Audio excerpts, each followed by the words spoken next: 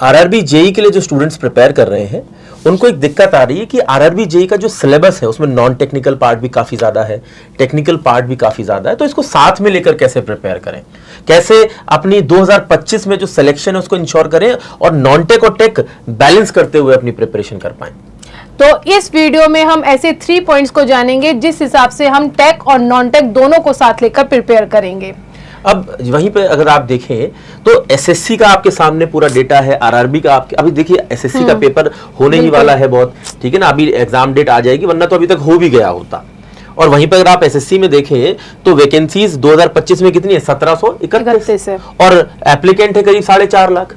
लेकिन वहीं पर अगर आप देखो आरआरबी में, ठीक है ना, पिछले साल देखिए 11.25 लाख यहाँ पर स्टूडेंट्स अप्लाई किया था और इतनी वैकेंसी थी 7,951। मैं कह रहा हूं इस बार, पहले हर साल हमने देखा है कि एसएससी में भी देख रहे हैं कि नंबर ऑफ एप्लीकेंट डिक्रीज हो रहे हैं, आरआरबी में भी देख रहे हैं डिक्रीज हो रहे हैं। मैं मान लेता हूं कि चलिए 2025 में डिक्रीज होकर 8-9 लाख हो जाएंगे, लेकिन एसएससी के कंपैरिजन में वहीं पर ये डबल है। बिल्कुल। तो भाई अब देखिए, अगर सिर्फ आरआरबी के रिस्पेक्ट में देखें तो आरआरबी के रिस्पेक्ट में पहले वैकेंसी बहुत ज्यादा थी, इस बार लिमिटेड है। इसलिए ये बहुत इंपॉर्टेंट है कि हम इस बार अपनी स्ट्रैटेजी बहुत क्लियर रखें कि कैसे एक आरआरबी के बड़े सिलेबस को, ठीक है ना, वो बड़ा कैसे है, मैं इस शब्द को बड़ा शब्द क्यों इस्तेमाल कर रहा हूं ये भी हम समझेंगे, है कि नहीं। देखिए अगर आप देखें एसएससी और आरआरबी में, अगर आप यहां पर नोटिस करेंगे तो पैटर्न देखने में बिल्कुल सेम लग रहा है कि भाई इसमें भी सीबीटी 1 होगा, इसमें भी सीबीटी 2 होगा, फिर डीवी और मेडिकल देंगे आप, फिर आपका फाइनल सिलेक्शन हो जाएगा, इंटरव्यू दोनों में नहीं है, लेकिन ये देखने में अलग लग रहा है। अब सोनल मैम देखिए, अगर आप एसएससी में आप नोटिस कर रहे हैं तो क्या मतलब क्या डिफरेंस है? एसएससी में सर देखो, यदि हम बात करें सीबीटी 1 दोनों में होना है, चाहे वो आपका एसएससी हो चाहे वो आरआरबी हो, लेकिन जब आप थोड़ा देखोगे कि एसएससी जेई में आपका रीजनिंग और जनरल अवेयरनेस बढ़ रहा है, मतलब नॉन टेक के यहाँ पर सिर्फ 2 सब्जेक्ट है, रीजनिंग और जनरल अवेयरनेस। और आरआरबी में अगर देखोगे आप तो रीजनिंग और जनरल अवेयरनेस, ये जो मैम आप बता रही है आपको वो सेम है, लेकिन यहाँ पर एप्टीट्यूड अलग से नजर आ रहा है, साइंस अलग से। अब क्या साइंस नहीं था वहां पर भी साइंस है, लेकिन वहां पर साइंस बहुत छोटे नंबर में पूछा जाता है, मतलब वहां पर साइंस के कितने सवाल होते हैं, आपके बायोलॉजी, ठीक है ना, आपके केमिस्ट्री फिजिक्स मिलाकर अप्रोक्सीमेटली 15 सवाल, बहुत ज्यादा। यहां पर 30 सवाल साइंस है, तो इसलिए मैं आपको एक चीज यहां पर हाईलाइट भी करना चाहता हूं कि साइंस यहां पर थोड़ी ज्यादा मात्रा में पूछी जाती है, ज्यादा डिटेल भी पूछी जाती है। और फिर वहीं पर एप्टीट्यूड भी एक अलग से सब्जेक्ट आ गया, और पूरा पेपर सीबीटी 1 का नॉन टेक होता है। और ये चीज आपको मैं एक नंबर की मदद से भी दिखाता हूं। देखिए स्ट्रैटेजी उस बेसिस पर बनती है जब आपको प्रॉब्लम पता हो कि हमें स्ट्रैटेजी बनानी क्यों है, किस हिसाब से बनानी है। वरना तो मैं 3 पॉइंट दूंगा, जैसे यूट्यूब पे आप देखते हैं ये 3 पॉइंट देख लो जी, हो जाएगा जी, लेकिन देखिए आप हवा में स्ट्रैटेजी नहीं बना सकते, ठीक है। अगर आप देखें, आपको नजर आ रहा है कि एसएससी में अप्लाई करने वाले 4.5 लाख बच्चे हैं, ठीक है ना, 5 लाख बच्चे हैं, और यहां पर एकदम से नंबर 11 लाख 8 लाख, क्या इंजीनियर आरआरबी के लिए अलग से बन रहे हैं? नहीं, सेम ही होते हैं। हाँ सेम ही होते हैं, बिल्कुल। अब यहां पर डिफरेंस क्या आ जाता है? डिफरेंस ये आ जाता है 2 पॉइंट पर। एक, एसएससी में कई ऐसे डिपार्टमेंट हैं जिसमें डिप्लोमा होल्डर्स को एक्सपीरियंस की जरूरत होती है, तो बहुत से डिप्लोमा होल्डर्स अप्लाई नहीं करते, लेकिन आरआरबी में अप्लाई करते हैं। बहुत से ऐसे इंजीनियरिंग के स्टूडेंट हैं जो दूसरी कैटेगरी में लाए करते हैं, जो बैंकिंग की तैयारी कर रहे हैं, सीएचएसएल की तैयारी कर रहे हैं, सीपीओ की तैयारी कर रहे हैं, कि जी टेक्निकल एग्जाम नहीं देना, नॉन टेक्निकल देना है। अब भैया आरआरबी के अंदर तो सीबीटी 1 पूरा नॉन टेक है, उन्होंने कहा यार निकाल लेंगे, सीबीटी 1 क्लियर हो गया तो भाई साहब फिर सीबीटी 2 का पेपर भी दे लेंगे और टेक्निकल से हमें जॉब मिल जाएगी, हमें तो सरकारी नौकरी चाहिए जी। लेकिन वहीं पर नंबर ऑफ एप्लीकेंट बढ़ जाते हैं आरआरबी में, और एक बच्चा जो सिर्फ टेक्निकल एग्जाम की तैयारी कर रहा है उसके लिए कंपटीशन बढ़ जाता है। और यहीं पर हमें ये डिसाइड करने की जरूरत पड़ती है कि हम जो एसएससी के अंदर सीबीटी 1 का पेपर है, आरआरबी में सीबीटी 1 का पेपर है या सीबीटी 2 का पेपर है, किसी भी एग्जाम के अंदर वो कर। अब देखिए एसएससी में प्रॉब्लम नहीं आती, एसएससी में क्यों? पता है कि भाई वो बच्चा पेपर ही नहीं देने जाता, क्योंकि उसे पता है कि भाई टेक्निकल भी 100 नंबर की आएगी, और जब मैं टेक्निकल और नॉन टेक्निकल प्रिपेयर करूंगा तभी एसएससी का पेपर दे पाऊंगा, इसलिए नंबर ऑफ एप्लीकेंट कम नजर आते हैं। वहीं पर आरआरबी में पता है कि पहला पेपर प्योर नॉन टेक है, और फिर नॉन टेक तो आपके सीबीटी 2 के अंदर भी है, ये देखो और ये देखो। अब सवाल ये बनता है कि यार मैं कंपेयर भी करूं, देखो कंपैरिजन भी आप बनाएंगे, तो कंपैरिजन में अगर आप सीधे सीधे देखें तो सर सिलेबस जो है सीधे डबल हो जाता है आरआरबी का। इसीलिए सोनल मैम और मैंने मिलकर 3 पॉइंट्स ऐसे डिटरमाइन किए हैं जिनकी हेल्प से आप क्या कर सकते हैं, अपने आरआरबी जेई के नॉन टेक और टेक को साथ में लेकर भी चल सकते हैं, और अपनी प्रिपरेशन भी कर सकते हैं। तो स्ट्रैटेजी नंबर 1, मैम आप थोड़ा सा इस पे प्रकाश डालिए इनके ऊपर कि भाई स्ट्रैटेजी नंबर 1 क्या होनी चाहिए। तो स्ट्रैटेजी 1 होनी चाहिए आपका प्रिपेयर अ स्टडी प्लान। अब आपने स्टडी प्लान किया ही नहीं है तो आप कैसे प्रिपेयर करोगे कि आपको कितना पढ़ना है, कैसे पढ़ना है। आपके पेपर चाहे मार्च में हो चाहे आपका पेपर फैब में हो, लेकिन आपके पास एक स्टडी प्लान तो होना चाहिए कि आपको अपना सिलेबस जो है वो इतने टाइम में खत्म करना है। अब इतने टाइम में खत्म करने का मतलब ये नहीं है ना कि पेपर हो रहा है 4 महीने का और 4 महीने तक आप लोग सिर्फ पढ़ाई कर रहे हैं। पढ़ाई के साथ साथ आप लोगों को रिवीजन भी करनी है, उसके साथ साथ मॉक टेस्ट भी देने हैं। तो वो जरूरी है, क्योंकि यदि आप सिर्फ पढ़ाई कर रहे हो, आप सिर्फ कॉन्सेप्ट को समझ रहे हो, आप रिवीजन नहीं कर रहे हो तो वो भी बहुत मुश्किल है। वो भी टास्क है। देखिए सिंपल है, बहुत सारे बच्चे यही मुझे लगता है, सोनल मैम ने एक बहुत अच्छा पॉइंट कहा है कि क्या करते हैं कि जी 4 महीने मान लेते हैं प्रिपरेशन के लिए आपके पास है, तो आप क्या कर रहे हैं जी उसके अंदर अपना सिलेबस कंप्लीट कर रहे हैं कि 4 महीने में कैसे भी सिलेबस कंप्लीट कर लूं। और जिन बच्चों ने पिछले साल पेपर दिया होगा आप उनसे पूछिएगा कि पिछले साल सिलेक्शन क्यों नहीं हो पाया। अगर जो बच्चे ऐसे हैं जिन्होंने पिछले साल भी पेपर दिया था, ये वीडियो देख रहे हैं तो एक बार कमेंट करके जरूर बताना।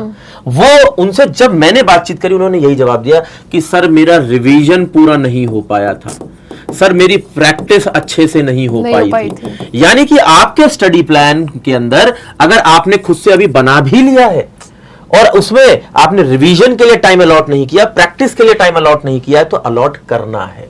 यानी कि आपका जो 3 महीने 4 महीने का प्लान है, जितना भी टाइमलाइन का प्लान है आपने जिस हिसाब से भी बनाया है, उस प्लान को आप इस तरह से बनाएं कि मान लेते 4 महीने हैं तो 3 महीने में एनी हाउ आपको अपने सिलेबस को पूरा करना है और 1 महीने आखिरी के आपको अपने रिवीजन और प्रैक्टिस के लिए रखनी है।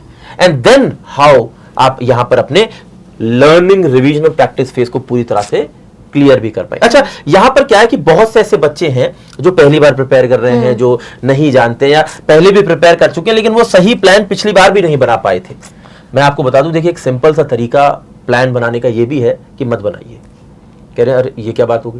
मैंने कहा देखिए एक सिंपल प्लान हमने जो स्टूडेंट्स हमसे पढ़ते भी हैं उनके लिए भी बना रखा है, ठीक है ना। वही प्लान आपको भी भेज देंगे कि आप ये प्लान फॉलो कर सकते हैं। बस आपको क्या करना है, वीडियो के डिस्क्रिप्शन में जाना है, मैम आपको स्टेप्स बता देंगे कैसे, ठीक है ना। आप वो फॉर्म भर दीजिएगा, उसको फॉर्म को फिल करना है और आपके पास जो स्टडी प्लान हमने बना रखा है वो आप तक आपको पहुंच जाएगा, ठीक है। तो मैम एक बार प्लीज इनको हेल्प कर देंगे कि कैसे वो फॉर्म को भर सकती हैं।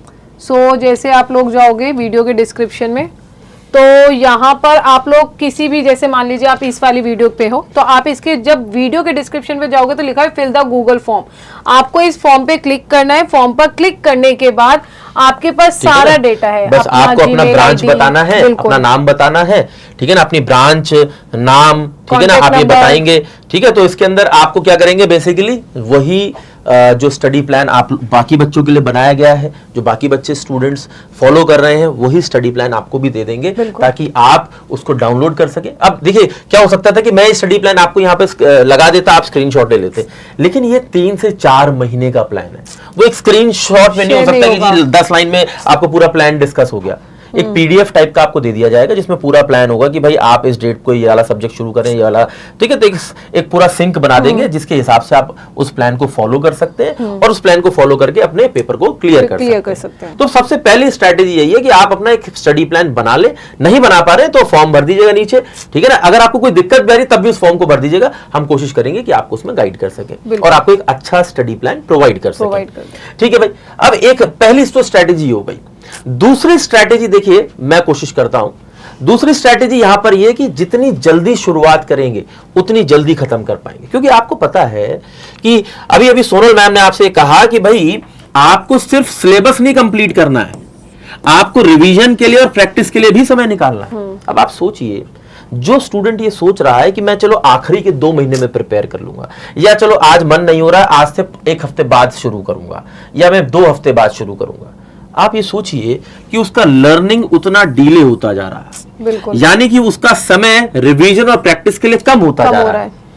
अब जब रिवीजन और प्रैक्टिस के लिए सही समय नहीं मिल पाएगा, यानी कि उसकी जो फिनिश लाइन है वो एग्जाम के बिल्कुल नजदीक है, यानी कि उसकी स्टार्ट भी लेट है तो फिनिश भी लेट होगी। सिंपल है, तो early start and early finish, जितनी जल्दी आप स्टार्ट करेंगे उतनी जल्दी आप खत्म कर पाएंगे। सिंपल है, ठीक है। और मान लेते हैं कि अभी देखिए आप हो सकता है कि अभी तक आप सोच ही रहे हो, आपने नहीं भी स्टार्ट किया हो, ठीक है ना, स्टार्ट करने में भी कोई दिक्कत आ रही हो, तो मैंने आपको हमेशा एक ऑप्शन दिया है कि आप गाइडेंस के लिए भी जो फॉर्म हमने आपको दिया उसको भर सकते हैं।